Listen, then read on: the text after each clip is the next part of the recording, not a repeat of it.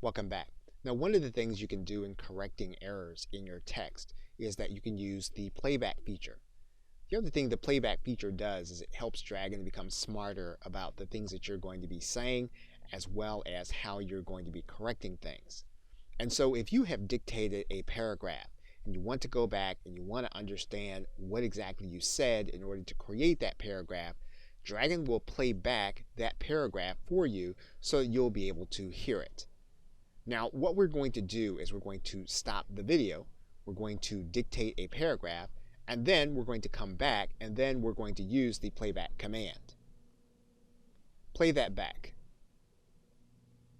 There are a number of voices in business advice and consulting that you'll now hear about what companies need to do to market themselves. You'll hear them on business-related programming and television, and you'll see their articles in magazines, and you'll read their columns in newspapers. The problem is that in many cases, much of this advice will be contradictory. So as you can see, one of the things you can do in Dragon is you can go back over a paragraph, you can determine exactly what you said that produced the text that you're seeing on your screen.